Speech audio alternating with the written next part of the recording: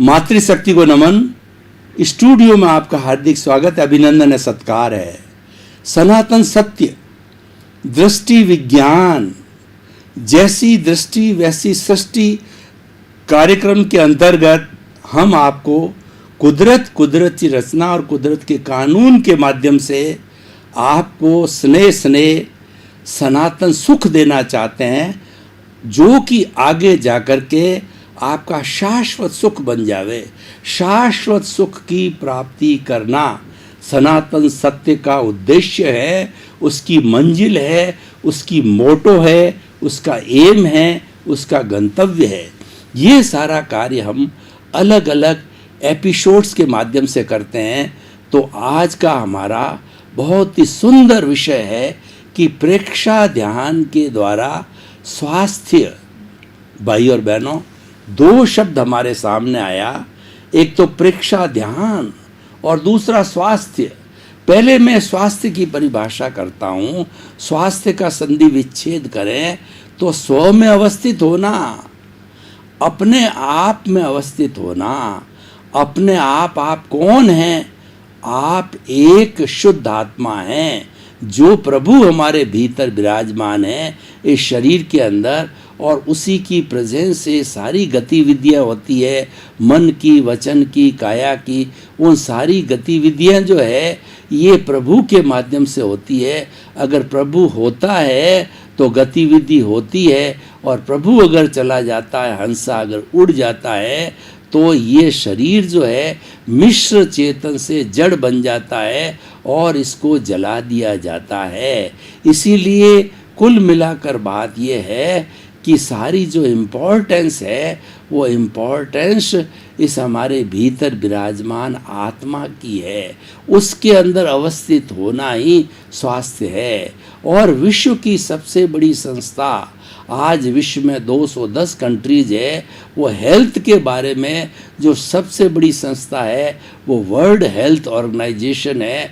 उस world health organisation ने स्वास्थ्य को 5 भागों में बांटा है, जिसके 5 में पांचों तरह के स्वास्थ्य है। वह व्यक्ति पूर्ण स्वास्थ्य है, वो होलिस्टिक हेल्थ वाला है। वो 5 स्वास्थ्य कौन से हैं? फिजिकल हेल्थ, इसका अर्थ हो गया कि हमारा शारीरिक स्वास्थ्य।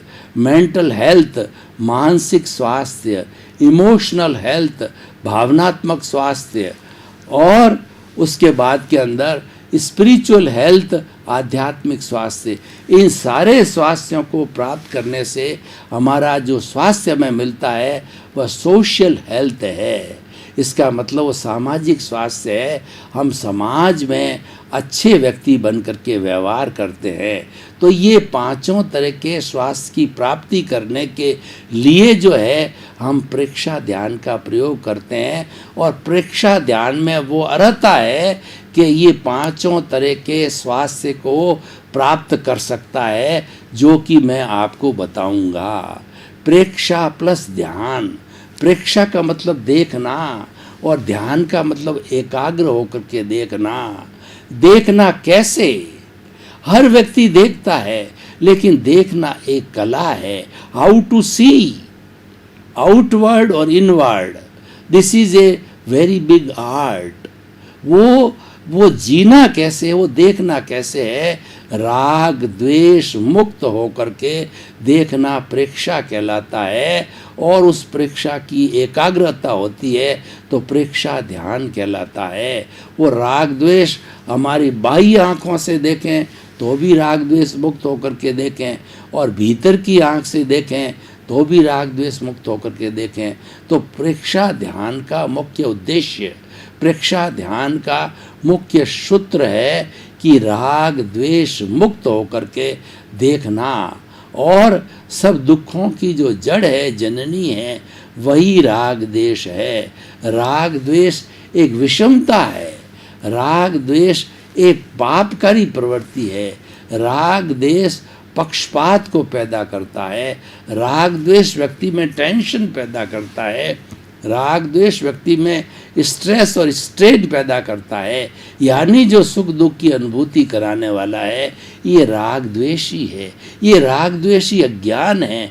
जब इस हम अज्ञान को ज्ञान रूपी दीपक से, ज्ञान रूपी दीपक क्या है? एक संभाव, उस संभाव से हम राग द्वेष को जीत लेते हैं। उस ज्ञान से जब राग द्वेष को जीत लिया जाता है तो हम वीतराग बन जाते हैं, और जो व्यक्ति वीतराग बन जाता है उसका राग द्वेष समाप्त हो जाता है और वह इस औदारिक शरीर में ईश्वर का रूप हो जाता है। और वीतराग बना हुआ व्यक्ति जो है अंतर मुहूर्त के अंदर, इसका अर्थ होता है कि न्यूनतम अवस्था एक समय की होती है, आँख झपकते हैं कई समय निकल जाते हैं, और अधिकतम सीमा 48 मिनट की होती है।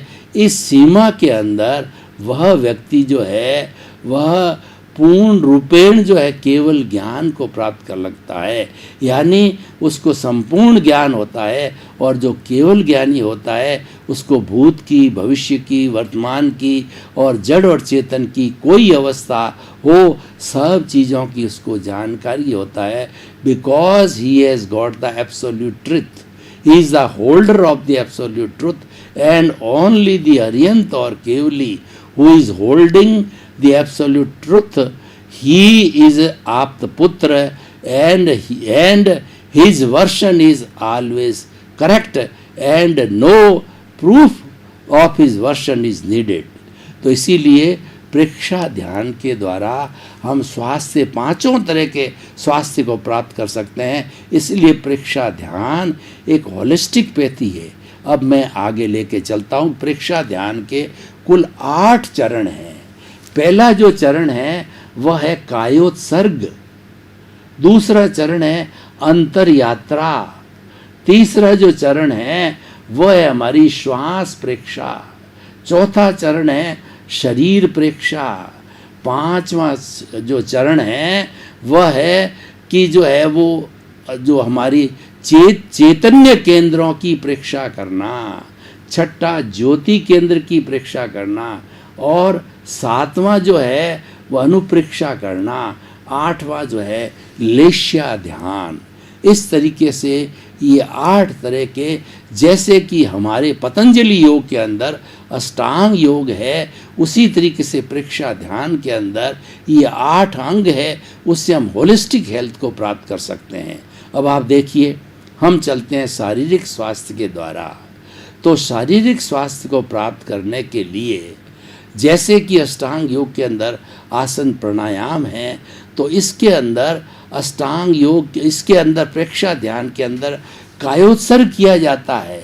कायोत्सर्ग का अर्थ होता है शरीर में रहते हुए शरीर की अनुभूति नहीं करना।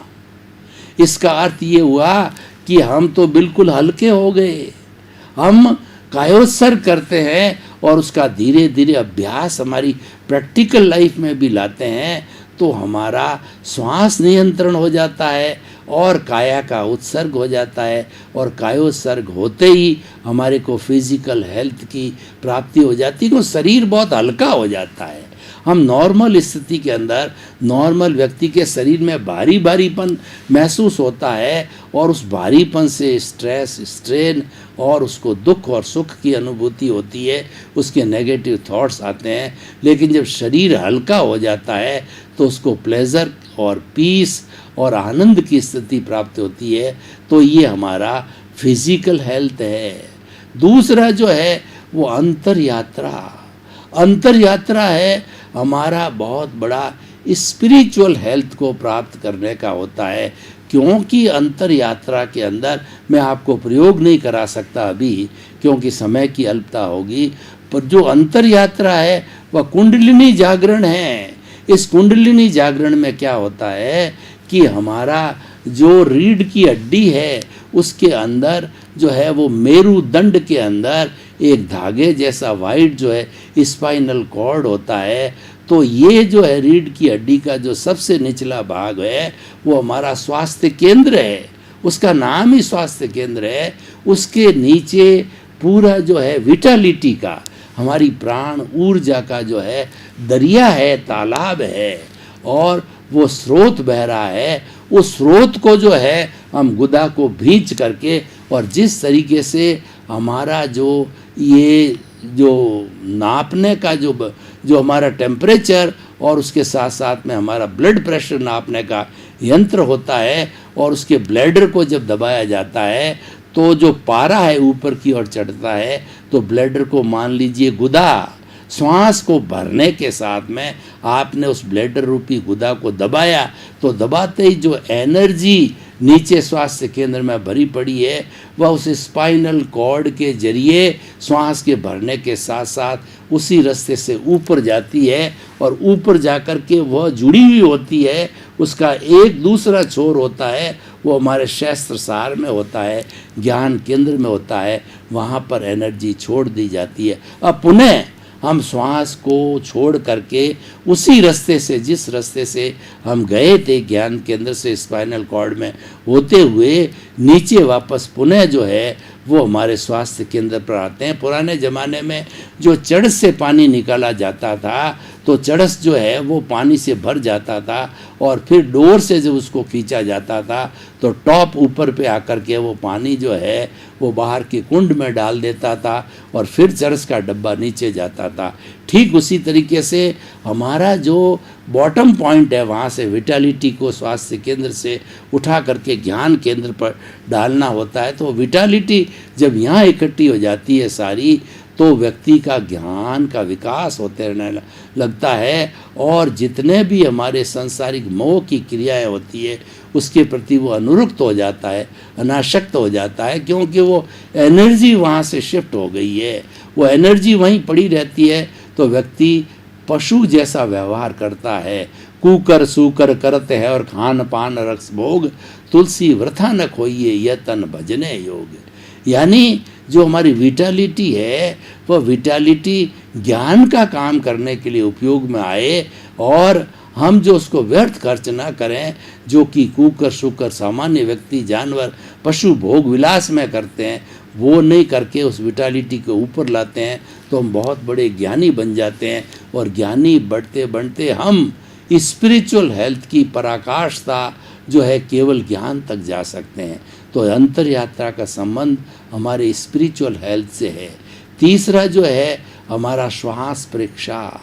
श्वास जो है आता है और जाता है, और श्वास के साथ हमारा सारा जो संबंध है वो जो है हमारे इमोशनल हेल्थ के श्वास है। अगर श्वास की संख्या को घटाया जाता है तो हमारे जितने भी इमोशंस होते हैं, हमारे जितने भी नेगेटिव थॉट्स होते हैं, वो तिरोहित हो जाते हैं, वो समाप्त हो जाते हैं। इसीलिए परीक्षा ध्यान का जो तीसरा चरण श्वास परीक्षा है वो सीधा हमारे भावनात्मक विकास से जुड़ा होता है। श्वास की संख्या पर मिनट हम कम कर देते हैं, श्वास परीक्षा करते हैं, अनुलोम विलोम करते हैं, और उसके साथ साथ के अंदर भस्त्रिका प्राणायाम जो किया जाता है वह कपाल भाती की जाती, जो सब श्वास से जुड़े होते हैं। तो श्वास परीक्षा के माध्यम से जो है हम जो है अपने भावनात्मक विकास को अच्छा कर सकते हैं। अगला है शरीर परीक्षा। ये शरीर परीक्षा का अर्थ होता है हम अपने चित्त को, प्रभु चित्त जो है वो चेतना की शक्ति है, वो एक चेतना की किरण है, वो प्रभु का अंश है, वो प्रभु का प्रतिनिधित्व है। जब इस चित्त को हम पूरे शरीर के अंदर घुमा करके एक एक कोशिका तक लगाते हैं और इस शरीर के दर्शन करते हैं, जैसे मंदिर में प्रभु के दर्शन किए जाते हैं, तो भीतरी भीतरी जो है हम पूरे चित्त को घुमा करके और एक एक अवयव, एक एक टिश्यू, एक एक सिस्टम, एक एक कोशिका स्पर्श करते हैं और उसको देखते हैं। तो शरीर प्रेक्षा करते ही, क्योंकि वो मालिक के द्वारा की जाती है, मालिक की हाजिरी से होता है, तो उसकी प्रेक्षा करने से, उसको देखने से राग द्वेष मुक्त होकर के प्योरिटी को प्राप्त होती है। उससे हमारा जो हमारा फिजिकल हेल्थ है वो प्राप्त हो जाता है। तो इस तरीके से श्वास प्रेक्षा, शरीर प्रेक्षा और उसके बाद में लेशिया ध्यान। अब आप देखिए हमारे नेचर का, हमारी प्रकृति का जो है संबंध है वो सब कलर्स के माध्यम से होता है, और हर एक व्यक्ति को अलग अलग तरह के कलर की पसंद है और कलर के ऊपर पूरा आभा मंडल का सिद्धांत जो है वो लागू होता है, क्योंकि ये जो कलर्ड लेशिया होती है ये अष्टस्पर्शी बन जाती है आगे और उससे ओरा बनता है। इस ओरा के फ़ोटो भी लिए जाते हैं, एक साधक के फ़ोटो और एक अपराधी के फ़ोटो, तो दोनों को लिया जाता है। तो उसमें से जो साधक व्यक्ति होता है उसका ओरा बहुत शुद्ध होता है, क्योंकि उसके विचार पवित्र होते हैं, उसके विचार एकाग्र होते हैं। और जो व्यक्ति जो है भोग विलास करने वाला अपराधी है, आतंकवादी है, उसका अगर ओरा लिया जाता है तो वो डिफरेंट जो है कलर्स आते हैं, जो अस्थिरता आते हैं, विक्षिप्त टाइप आते हैं, और उसमें हिंसा के भाव आते हैं, कठोरता के भाव आते हैं, और उसके अंदर अकरुणा के भाव आते हैं। जबकि साधक के अंदर प्योरली करुणा के भाव आते हैं, ईश्वर प्रणिधान के भाव आते हैं, क्योंकि उसकी थिंकिंग पॉजिटिव हो जाती है, उसका सारा ध्यान ईश्वर की ओर अग्रसर हो जाता है। और जो अशुद्ध लेशिया वाले हैं वो लोग जो है वो अशुभ ध्यान करते हैं। तो भाई और बहनों, ये जो है ना, ये जो लेशिया ध्यान है ये हमारे स्वभाव को, व्यक्तित्व विकास को तरक्की करता है। अगर कोई व्यक्ति अपनी पर्सनैलिटी डेवलपमेंट करता है तो उसको जो है अलग अलग केंद्रों के ऊपर जो है लेशिया का ध्यान करना चाहिए, कलर्स का ध्यान करना चाहिए। उससे हमारी विचारधारा शुद्ध होती है, भावधारा शुद्ध होती है और हमारा जीवन जो है शुद्ध हो जाता है। अब इसके बाद में लेशिया ध्यान के बाद में चैतन्य केंद्रों की परीक्षा जो है वह एक परीक्षा ध्यान का 8 अष्टांग योग में से 8 घटक में से एक घटक है। तो चैतन्य केंद्र कुल जो है हमारे 9 चैतन्य केंद्र है। जैसे कि ये हमारा ज्ञान केंद्र हो गया, ये हमारा यहाँ पर शांति केंद्र हो गया, और यहाँ पर जो हमारा ज्योति केंद्र है, ये दर्शन केंद्र है, ये विशुद्धि केंद्र है, और ये जो है हमारा आनंद केंद्र है, और ये हमारा तेजस केंद्र है। तेजस केंद्र के आगे हमारा स्वास्थ्य केंद्र है जो लिंग के पास होता है और गुदा के पास होता है, वो सारा जो है स्वास्थ्य का केंद्र होता है। तो भाई और बहनों, इन केंद्रों पर जो है हमारी आत्मा की शक्ति और विटालिटी है बहुत सक्रिय होता है, आत्मा या सघन होती है। तो इस सघन आत्मा के स्थान के ऊपर हम अगर चैतन्य केंद्रों पर अलग अलग जगह पर ध्यान करते हैं तो अलग अलग ध्यान करने पर हमारा ध्यान टिक जाता है, और जिस स्थिति पर ध्यान किया जाता है हर एक अपने चक्र का अपने अपने स्थान का महत्व है। तो हमको जो है आनंद की प्राप्ति होती है, ज्ञान की प्राप्ति होती है, हमारे विचारों की शुद्धि होती है, हमें शांति की प्राप्ति होती है, हमारे कषाय निर्मल होते हैं, और उसके साथ साथ में हमारी प्राण ऊर्जा का विकास होता है। और शक्ति केंद्र पर करने से वहाँ जो हमारी फालतू जो शक्ति वेस्ट होने वाली होती है वो ऊपर की ओर ज्ञान केंद्र में शिफ्ट हो जाती है।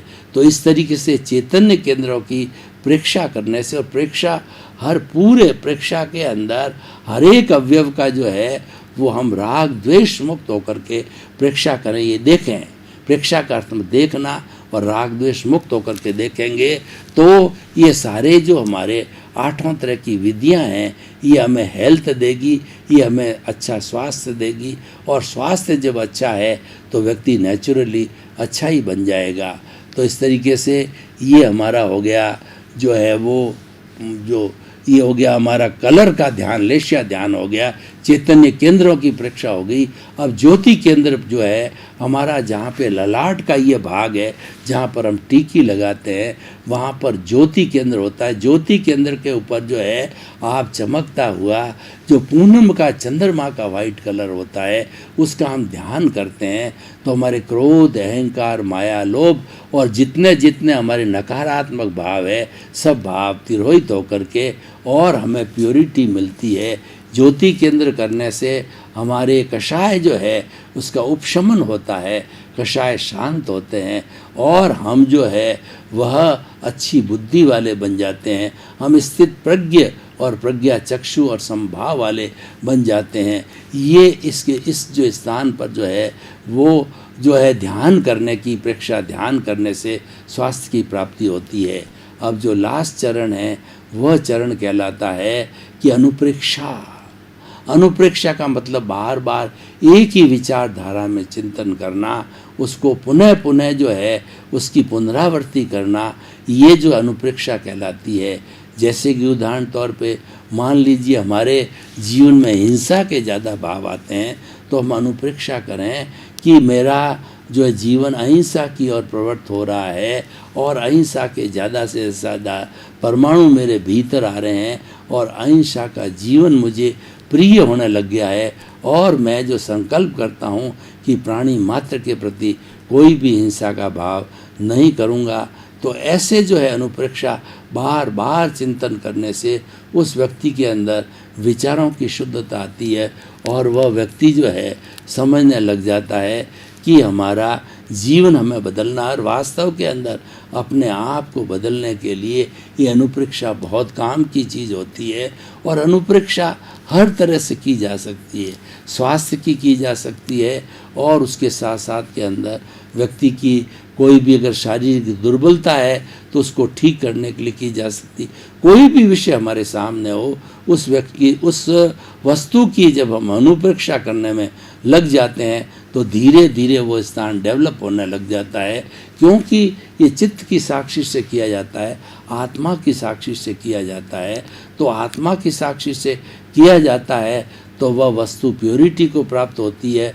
वह व्यक्ति धीरे धीरे प्रैक्टिस के माध्यम से वह हृदयंगम हो जाती है, और उसके साथ साथ के अंदर वह व्यक्ति उसमें परफेक्ट होने लग जाता है। तो भाई और बहनों, प्रेक्षा ध्यान से स्वास्थ्य के बारे में हमने एलाबोरेट टॉक किया, हमने बहुत गहराई से टॉक किया, और एक एक चरण वो कौन सा स्वास्थ्य देता है वो हमने प्राप्त किया। तो ये आठों ही तरह के जो है प्रेक्षा ध्यान के अंग है, उसको हम सुचारू रूप से करें तो निश्चित तौर से हमें अस्वास्थ्य की अवस्था नहीं आएगी, हम कभी अस्वस्थ नहीं होंगे।